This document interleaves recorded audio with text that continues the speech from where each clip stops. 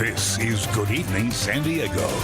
Former San Diego Police Reserve Officer Mark Powell says that San Diego PD needs to double its police force in order to properly serve the community. He joins us now to share his thoughts on police reform in the city. Mark, great to see you. Thanks for coming by. Thanks for having me, Logan. You just wrote an opinion piece. Tell me a little bit about what you said. And I mean, I imagine everybody would agree that, yes, we need more police officers on the street. Well, people have been advocating for police reform for a long time, and we had reform was in the sense of defunding the police.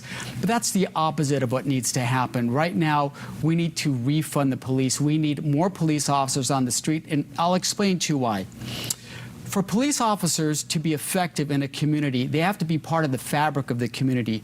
That requires them to get out of their car, to go to the businesses, meet the shop owners, go to the schools, meet the teachers, the administrators, talk to the students. However, they can't do that because there's not enough officers. They're just going from one priority call to another priority call, and you're lucky if you can get them to a priority 2 call. Priority calls are stabbing, shootings, domestic violence, those types of things. You were a reserve officer. Yes. You're in a uniform. Yes. You're in a car. I Yes. mean, you're doing exactly what police officers do.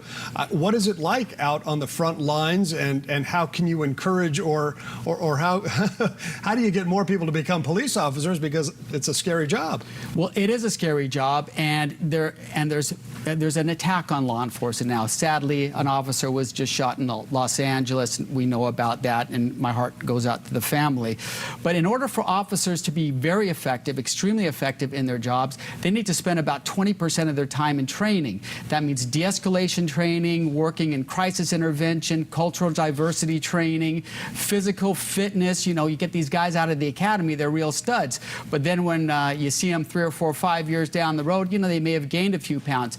But you just can't do that because there's not enough officers. There's not enough officers to remove from the streets to do that type of training, because if they do, they're short-staffed.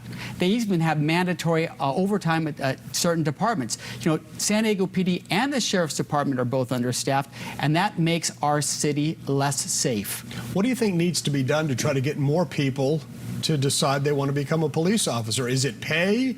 Is it benefits? Is it just kind of a general cultural shift that we celebrate the police officers a little bit more than maybe, you know, look Logan, down on them? you're 100% right. It's all of those. You have to pay them appropriately. Can you imagine trying to live on a $70,000 or $75,000 a year salary in San Diego when the average rent is $3,000 a month? It eats up half their paycheck. These guys have to commute from Temecula and other areas just to work in the city that they're here to protect. So yes, it's pay, and yes, it's encouraging people to come in, because we need to change the culture. We need to show people that being a police officer is, once again, I think it is, a respectful job. But a Gallup poll came out that said the majority of Americans don't trust police officers anymore. So what we have to do is we have to shift that. We have to change the perspective, and one way to do it is to go back to community-oriented policing, getting them back in the neighborhoods, getting them talking to people, getting them out of their cars.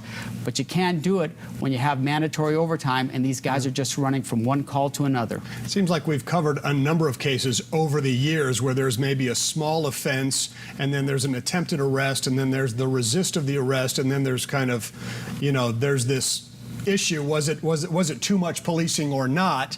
And that's where sometimes officers, you know, get sued or their charges are filed. Does something need to take place with regard to training in that respect? Well, that's called de-escalation training, and they do get de-escalation training. They get in the academy, and then they get training throughout the year. However, for it to be truly effective, you need to be training all the time. You know, our SEAL teams, they train all the time. That's all they do. Just to deploy out on one mission, they're training months for it. So that same type of philosophy needs to transfer to the police. We want the best, and we want the best trained officers out there. Well, we'll see what happens. Mark Powell, good to see you, Mark. Thanks for coming on. All right, have a great weekend.